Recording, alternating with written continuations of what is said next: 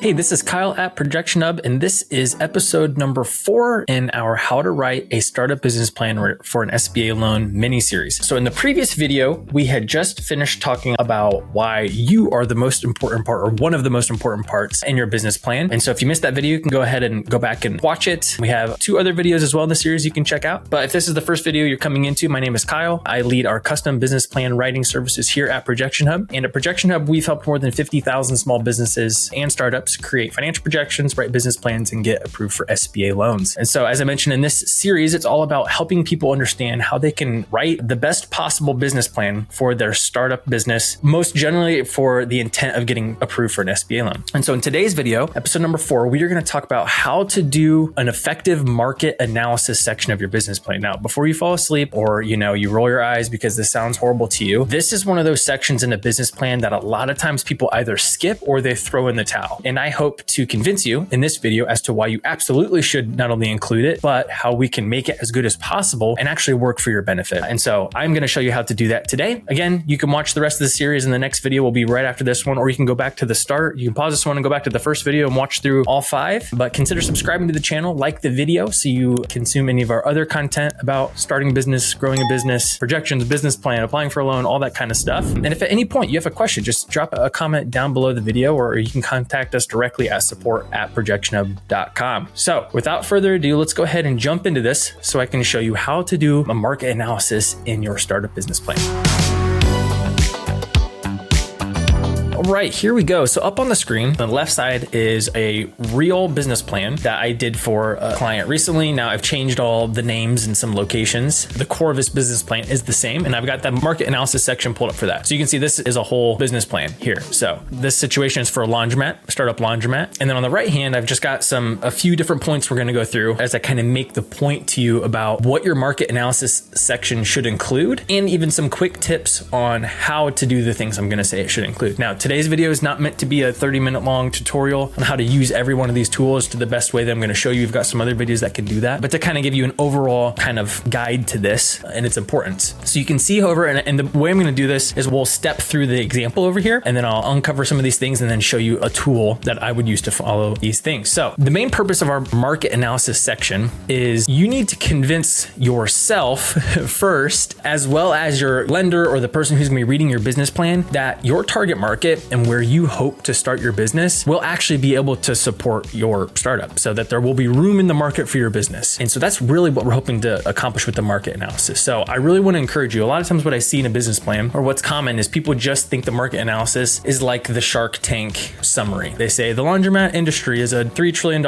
industry. And that's the only place they leave that. And I know, ironically, you can see that I kind of do that over here, but I'm going to tell you why. It's okay to include that, but that's just not where you start. That's the very top. That's the most broadest sense of the picture. And that's kind of that's not a very tangible stat for a lender to consider. It's like, why is that important to where you're going to be starting your business? And so we really need to narrow that focus all the way down to more specifically to the point where it's like, you know what? They actually do have a really good point. This is a good place for this laundromat, for example. So that's what I'm going to show you how to do today. And it's easier than you think on how to do that. This type of example, me going through this section, is going to be a whole lot more applicable to startups that are going to have some physical presence, I would say, or at least their business has a target location. So, if you're an e-commerce business, your market analysis is going to look a little bit different. That's going to stay. You'll be able to use some of these tools I'm going to show you, but it's going to be a little bit more broader than that. You're going to be targeting things like search terms and traffic ranking and social interactions and social engagements and that kind of stuff. So this one's going to be a little bit more related to retail. If you're going to have local customers, this is really going to be super specific to that, but I think you'll still be able to draw some helpful conclusions for a business that might be a little broader than that. So over here, we've got our market analysis, and you can see kind of that thing I was alluding to, the Shark Tank version of this, where let's call it the macro level, right? So I'm going to unhide and reveal point number 1 here, and we want to demonstrate the overall big picture trends of the industry. And I will keep it a buck with you here. You're not just going to know these things off your top of your head. No one's really expecting you to know that. So Google is going to be your best friend when you're doing this. Make sure you understand the industry as a whole. Go to Google, search a thing. You can see some reports here. You go to Grandview Research. I use this a lot. See if they have some reports for your industry. You can grab some conclusions from there. If you're comfortable using tools like like ChatGPT, Gemini, Grok, they can help you write a really nice market analysis section. And I am a supporter of those types of tools, but you should not have them write your business plan beginning to end, because you need to be confident in the plan that you've put together. This isn't just a document for your lender, it's a tool for you. And so, but you can use those tools to help you do the legwork on a thing like this. Like, I don't really know what the whole trends are and the growth rate and all of that stuff. So that's fine. Use those tools. You can see exactly what I did here. I just talk about the national level and the state level kind of trends for laundromats in general. And then I found some nice supportive charts and I included those in there, right? So easy peasy. Point number one, outline the fact that like this is an industry that is growing. It's going to be around for a while versus picking something that's dying out, right? If you're talking about starting a magazine, maybe that's probably not going to be the most supportive for the overall analysis. But just because the industry is growing and sticking around nationally or even statewide, that's still not a great indication that the place we chose to put our business is going to be supportive. So we need to keep digging, keep going down. So we're going to keep kind of moving through here. And then next, we're going to talk about, okay, so that's great. The industry as a whole is trending in the right direction. So who exactly are we going to try to sell to, right? So we're drilling in a little bit more. Who is our actual target customer? And you can see how we've outlined that here, right? So now this is something you hopefully have an idea of. If not, do some research on maybe who should be your ideal customer. And a laundromat, a lot of times that's people of a certain income bracket, people who that are typically renting versus owning a home, and people who live in more urban areas. Like those things fit the demographics more of a typical laundromat customer. And so we're going to outline some of those details. Now you can see here, again, I've got some nice visuals. This is coming from a free tool, censusreporter.org. It's just helping you visualize census data income. So you can find your city, your zip code, whatnot, grab some nice user snipping tool, grab some nice screenshots and some images from here. So when you've outlined, and if I went into this, you would see this business plan that the demographic data was really supportive. At a higher than average percentage of renters, a slightly lower general age, average age.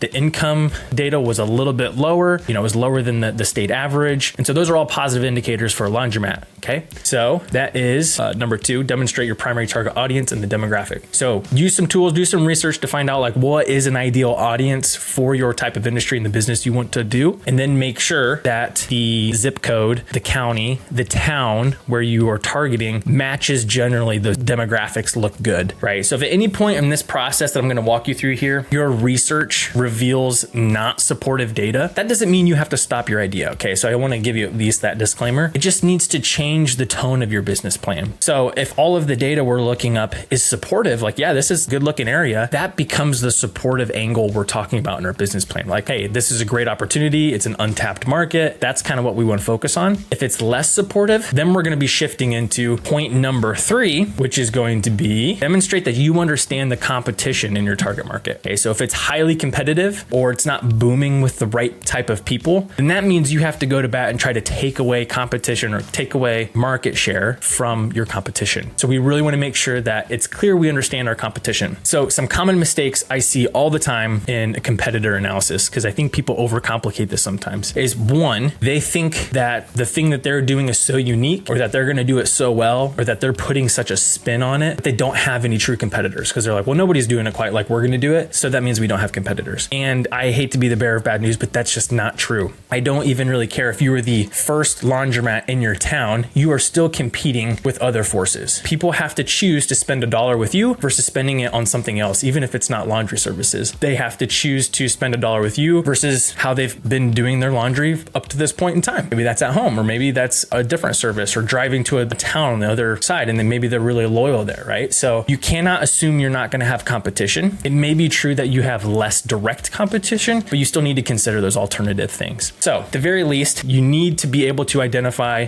the top 3 to 5 most direct competitors that you're going to have. Now, in this example in a laundromat, the one that we did, that there are a lot of direct competitors. So what we did is we named them and we said, some notes about them. You might say things they do well, things that they don't do well. So now in this example, we could see that there was quite a few laundromats in the area, and there was one that was going to be really close by. But what we identified with the help of the client, who's kind of the boots on the ground, is that the one that's going to be really close to them has really bad reviews. It's been around for a long time, but it's really in disrepair. The machines don't work. There's lots of all of these flaws. And so even though it's competitive, so the demographic data was supportive, the industry level data was supportive, and then we got into the competition. We're like, well, okay, there's quite a bit of competition here. So then they had to mention like, well, our ideal location is going to be right next to this one that's not doing great. And we're really confident that we can steal a lot of that business essentially. Okay. So that's part of the angle they're going to be talking about, that competition. So really demonstrate that you understand the competition in your market, outline who they are, what they do well, what they don't do well, or if there's not going to be a ton of competition there. One quick sidebar, a thing that I've really enjoyed doing in writing business plans recently is using a tool like ChatGPT or Grok or one of those and asking it to basically determine, in this specific town, roughly how many laundromats could it support? And it's going to find out the estimated population of that area is going to be. It's going to go out and do some research and find out, like, typically people recommend a laundromat supporting populations of, 4,000 to 6,000 people. And it's going to do that math and say, like, this town could probably support 6 laundromats. And right now there's 7, right? So that's really helpful to have that information because I know we need to talk about who we're taking competition from based upon that math. So that's number 3. You need to talk about competition. Avoid the temptation to say we don't have competition because we're doing it in a different way, because I promise you that that's just not true and it does not help you. It's just lazy, frankly, is how that comes across to the lender. And then moving in